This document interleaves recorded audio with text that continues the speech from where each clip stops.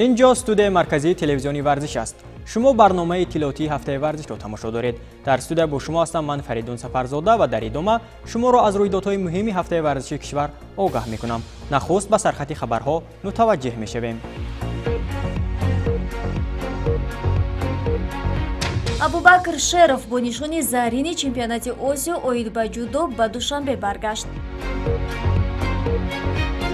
سوپرجام تاجیکستان اوید به فوتزال میانی دسته‌های سورو و سپر صاحب خویش را پیدا کرد. پس از 5 روز رقابت‌ها غالبان مسابقه بین‌المللی اوید به تنیس میان جوانان تا 18 ساله در شهر دوشنبه معین شدند.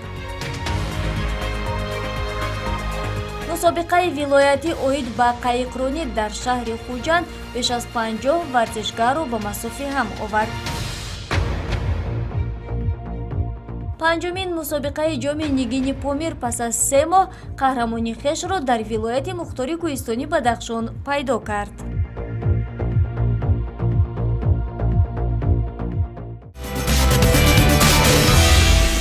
چند لحظه پس ابوبکر از هواپیما فرود میآید و ما هیئت ایجادی برنامه او را استقبال میگیریم. نیمه دوم 15 می در فرودگاه بین المللی شهر دوشنبه نزدیکان و پیوندان و دیگر مسئولین ساحه ورزشی مملکت جودوکاری جوان امیدبخش کشور ابوبکر شرف را با تنتنه پیشواز گرفتند. یادآور می‌شویم که ابوبکر شرف از 13 تا 15 می در مسابقه جام آسیا اوید به جودو میان نورسان و جوانان که در شهر الماتای قزاقستان صورت گرفت با شکست دادن 5 حریفش به گرفتن نشان طلا دست یافت. در این مسابقه 13 تن جودوکار کشور ما اشتراک داشتند و تنها به ابوبکر 19 ساله میسر شد که نشان زرینی مسابقه را به وطن بیاورد. در مسابقه کوبک آسیا با 5 ورزشکار و آزمایی کردم. ورزشکار اولی من این ورزشکار از دولت قزاقستان بود، آن را با وزاری و اسیکومی مغلوب کردم و ورزشکار دومی من که باز قزاق بود آن را نیز با 2 وزاری با ایپان مغلوب کردم و ورزشکار سوم این از دولت ازبکستان بود که آن را هم نیز مغلوب کردم با وزاری هم اودرجان اسیکومی و ورزشکار چهارم قرقیزستان بود که آن را هم نیز با ایپان مغلوب کردم و در فینال ورزشکار پرقوت ازبکستان که پیش از همین مسابقه جام آسیا را بریده بود آن را با اسیکومی مغلوب کردم و سزاوار جای اول گشتم. ابوبکر شرف دستپروری تالاری کنی گرد بوده زیر راهنمایی مربی شایسته جمهوری تاجیکستان خال محمد طالبوف مشورزی میکند و گفتی مربی ابوبکر همواره تلاش می‌ورزد تا همان مقصد و مشغولیت‌هایی که ما در نزدش می‌گذاریم با سری بلند اجرا کند و معرفی میهن در عرصه جهان باشد. من باوری کامل دارم که عضو دسته یکچین مملکت شرف ابوبکر جان دانشگاه کدای تربیت جسمانی که حال او 2003 سال 19 ساله است در مسابقه جهانی آسیا با مسابقه المپی در ریتینگی اشتراک نموده.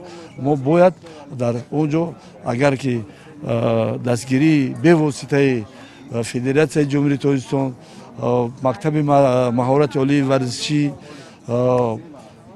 با راهبران دسته ها سرمربی دسته منتخب تاجیکستان محمد جان ما باوری کامل داریم که او را با همون نقشه‌ای که ما در پیش گذاشتیم با او انجام میرسونیم. یادآور میشویم که این نشانی اولین جودوکاری جوانی کشور در مسابقه های بیرون از کشور محسوب می شود. حالا چند ماه پس باز مسابقه فراق‌آوری دیگری در پیش است و ابوبکر همکنون با آن آمادگی جدی می بیند تا باز هم با نشانی زرینی مسابقه به وطن برگردد. از فرودگاه بین المللی شهر دوشنبه همکنون توجه میکنیم به بازی میانی دسته های سورو کمپانیا و سپر که در شهر دوشنبه برای به دست آوردن سوپرجام کشور اوید به فوتزال میانی هم مبارزه بردند. پس سوپرجام در شهر دوشنبه باقی ماند و یا به شهر خوجند رفت. در ادامه برنامه تماشا میکنیم. موسم گذشته برای فوتزالبازان تیم سورو سالی با برار به شمار میرفت، زیرا آنها بر حریف ازلی خویش دسته سپر در همه بازی‌های نهایی موفقیت به دست آورده بودند. 14 май ин ду даста барои ба даст овардани суперҷоми тоҷикистон дар маҷмаи варзишии кумитаи андози шаҳри душанбе андари майдони рақобат шуданд. бозии ҳар ду тим мутаносибан чанд дақиқаи аввал баробар сурат гирифт ва ҳар ду ҳам кӯшишҳои зиёди ба самар расонидани голро карданд. лек дастпарварони пайра воҳидов ки ҳамчун мизбон имрӯз ҳунарнамоӣ доштанд, дар идома рафти бозиро ба даст гирифта бозии муҷаллоеро нишон доданд ва дар назди дарвозаи ҳариф ҳолатҳои голзанӣ зиёдеро ба вуҷуд оварданд. ҳамин буд ки футзалбозони соро аз як ҳолати стандартӣ дар дақиқаи 11 хуб истифода бурда ҳисоби бозиро кушоданд. голро Идрис Ёров марбутӣ номи хеш кард. дар идома Файзалӣ Сардоров бозингари бо маҳорати дастаи соро ба задани гол даст ёфт.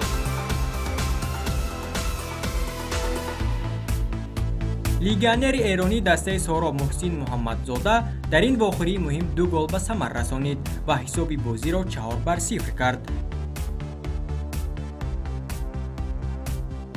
футзалбозони шаҳри Хуҷанд ҳам дар даҳаи охири бозӣ гӯё аз хоби гарон бархеста бошанд, зуд ба дарвозаи соро ҳамла мекарданд ва ҳамин тарзи бозӣ ба онҳо имкон дод ки 2 гол ба самар расонанд.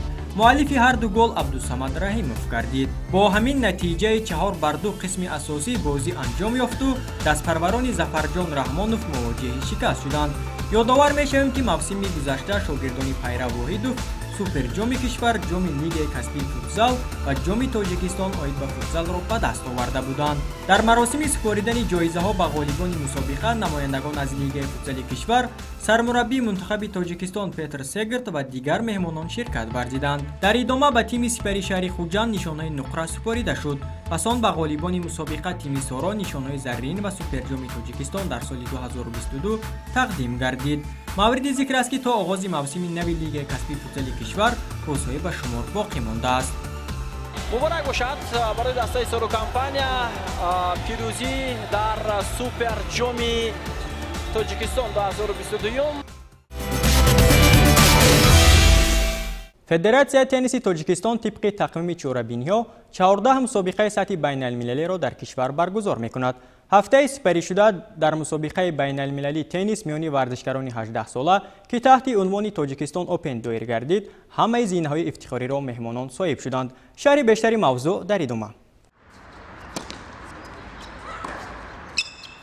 давоми 5 рӯз дар кортҳои тенниси ҷамъияти дорои маснуияташ Тоҷбарз ва роҳи оҳани Тоҷикистон мусобиқаи байналмилалии теннис миёни ҷавонони то 18 сола таҳти унвони Тоҷикистон Опен доир гардид. дар ин мусобиқа теннисбозон аз кишварҳои Узбекистон, Қазоқистон, Украина, Покистон, Русия, Тоҷикистон ва дигар кишварҳо ширкат варзиданд. баъди фарҷоми бозиҳо бо иштироки Федератсияи тенниси ҷумҳурӣ маросими ҷоизасупорӣ сурат гирифт. ҳамин тавр мақоми аввалро миёни бонувон Полина Скапинстова моли худ намуд. миёни ҷавонписарон бошад зинаи аввалро намояндаи Қазоқистон Даниил Фелкер ба даст овард. зинаҳои ифтихорӣ дигарро низ намояндагони Қазоқистон соҳиб гаштанд. дар ҳайати даставӣ низ ғолибон муайян шуда қадрдонӣ гардиданд. бештари мақомҳои ифтихориро дар ин мусобиқа намояндаҳои кишвари Қазоқистон ва Русия ба худ ихтисос доданд. ба ғолибон ҳам ба ҷуз медалу диплом ҳамчунин тӯҳфаҳои хотиравӣ низ тақдим карда шуд. ёдовар мешавем ки теннисбозони кишвари мо дар марҳилаи нимниҳоӣ дучори бохт шуда аз мақомҳои ифтихорӣ бенасиб монданд. ҳамчунин мавриди зикр аст ки ин сеюмин мусобиқаи байналмилалӣ оид ба теннис дар соли ҷорӣ маҳсуб мешавад. тибқи нақшачорабиниҳои Федератсияи тенниси кишвар имсол дар ҷумҳурӣ 14 мусобиқаи байналмилалии теннис ба нақша гирифта шудааст ва марҳила ба марҳила доир мегарданд. Сумел выиграть достаточно сложный турнир, в котором участвовали много сильных игроков с разных стран. Это был достаточно тяжелый турнир. Хочу спасибо сказать организации турнира. Спасибо большое, что делаете такие турниры. И желаю, чтобы постоянно делать такие турниры. Спасибо.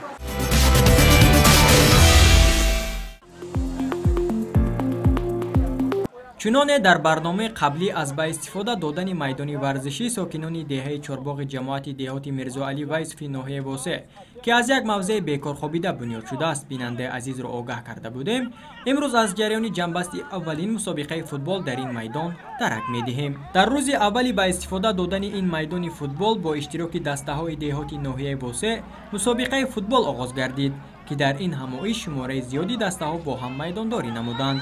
дар даври ниҳоии мусобиқа бошад 4 дастаи беҳтарин роҳ ёфтанд. футболбозони ҷамоати деҳоти шаҳраки ҳулбуки маркази ноҳия ба гирифтани нишони биринҷии мусобиқа даст ёфтанд. дар даври ниҳоии мусобиқа дастаҳои деҳоти кадучӣ ва чорбоғи ҷамоати деҳоти мирзоалӣ ва юсуфи ноҳия майдондорӣ карданд. ҳар ду даста мутаносибан бозии ҳуҷумкоронае нишон доданд, ки дар натиҷа вақти асосии бозӣ бо ҳисоби мусовӣ 1-1 анҷом ёфт ва бозии дастаҳо ба дақиқаҳои иловагӣ рафт.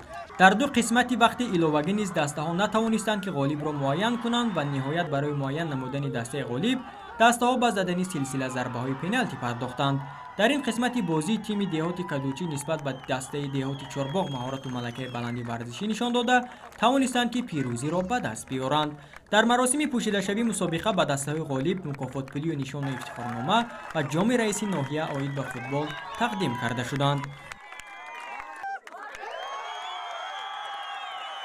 аз дастаи деҳаи кадучӣ ки дар ин мусобиқа иштирок кардем, мо дар ин мусобиқа сазовори ҷои аввал шудем. мо миннатдори худро аз ташкилкунандагони мусобиқа мерасонем, ки ин хеле мусобиқаҳоро мақсад байни мо ҷавонон баргузор мекунанд. мо дар ин мусобиқаҳо иштирок карда сазовори ҷои аввал мегардем. дӯстони гиромӣ, ҳамакнун аз ноҳияи восеъ меравем ба мусобиқаи вилоятӣ оид ба қайқронӣ, ки ҳафтаи гузашта дар шаҳри Хуҷанд дар сатҳи бениҳоят хуб баргузор гардид. пас гузориши моро аз натиҷаи ин мусобиқа дар шаҳри Хуҷанд пайгирӣ кунед. дар шаҳри Хуҷанд марҳилаи дуюми мусобиқа оид ба қайқронӣ баргузор шуд. дар ин чорабинии варзишӣ беш аз 50 нафар варзишгар дар масофаҳои гуногун маҳоратсанҷӣ карданд. маврид ба зикр аст, ки дар шаҳри Хуҷанд барои рушди ин намуди варзиш имкониятҳои васеъ фароҳам гардидааст ва варзишгарон мунтазам дар минтақаҳои қайқронии Сирдарё тамрин мекунанд. аз 1 май дар шаҳру ноҳияҳои вилояти Суғд аз рӯи 26 намуди варзиш бахшида ба рӯзи ҷавонони Тоҷикистон мусобиқаҳои вилоятӣ барои дарёфти ҷоми раиси вилоят оғоз гардиданд. айни замон дар шаҳру ноҳияҳои вилоят марҳилаи дуюми мусобиқаҳои мазкур барои дарёфти ҷоми раиси вилояти Суғд идома доранд. дар доираи ин чорабиниҳои варзишӣ дар шаҳри Хуҷанд мусобиқаи шаҳрӣ оид ба қайқронӣ ба канои доир шуд. дар ин чорабинии варзишӣ қайқронон аз шаҳру ноҳияҳои вилояти Суғд аз рӯи сину солҳои мухталиф дар масофаҳои гуногун маҳоратсанҷӣ намуданд. имрӯз ман дар мусобиқаи шаҳрӣ иштирок карда ҷои якум гирифтам. мехоҳам ки дар оянда дар мусобиқаи дигар ҷойҳои беҳтарина бигирам. маврид ба зикр аст, ки дар шаҳри Хуҷанди вилояти Суғд имкониятҳои зиёд барои рушди ин намуди варзиш мавҷуд мебошанд ва дар минтақаҳои заврақронии Дарёи Сир қайқронҳои мактаби маҳораташ олии варзиши вилоят ҳамарӯза машқу тамрин карда ба мусобиқаҳо омода мешаванд. имрӯз дар вилояти Суғд қайқронӣ хеле баланданда мана шаҳри Тошканд ҷумҳурии Ӯзбекистон ба рафта 13 медалҳои тилло ва биринҷӣ ва нуқра гирифта омадем. раҳмат раиси вилоят ба раиси шаҳр ва раиси мактаби маҳорати олӣ ва қайқҳои 2 нафара 1 нафара харида гирифта оварда доданд. фақат шароити ҳамин баъзе барои об буромадан ҳамин чӣ мегӯянд плот ҳамин таъмир карда тиҳанд бо хеле хуб мешавад. дар анҷом ҳайати ҳакамон ғолибону ҷоизадорони мусобиқаи вилоятӣ оид ба қайқрониро мушаххас ва қадришиносӣ намуданд. ба ғолибони ин чорабинии варзишӣ нишону диплом ва ҷоми раиси вилояти Суғд тақдим карда шуд. ҳамчунин ғолибони ин мусобиқа дар мусобиқаи ҷумҳуриявӣ оид ба ин намуди варзиш, ки дар вилояти Хатлон рӯзҳои наздик баргузор мешавад, роҳ ёфтанд ва вилояти Суғдро муаррифӣ мекунанд.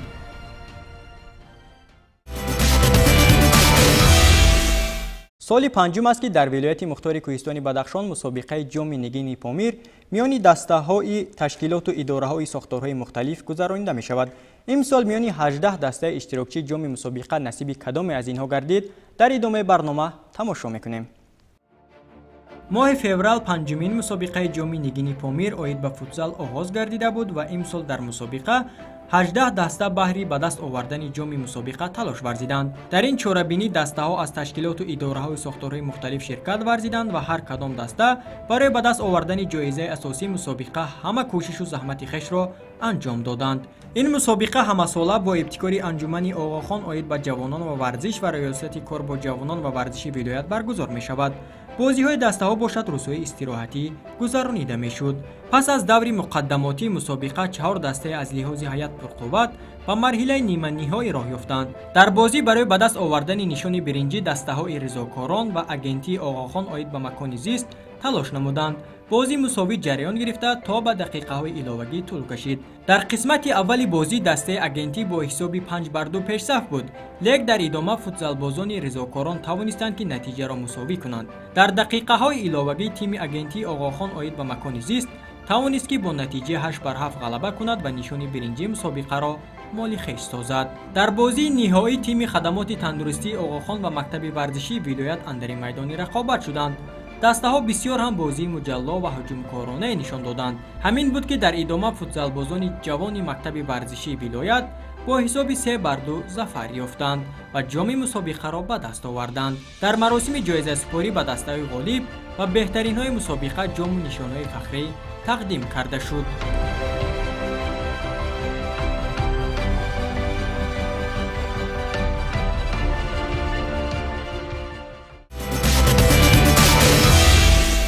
بینندگان عزیز، تشکر به شما که تا این لحظه ها ما را همراهی کردید. برنامه اطلاعاتی هفته ورزش را اینجا به پایان میبریم. برنامه های دیگری تلویزیونی ورزش ادامه دارند. خیر تا بازدید.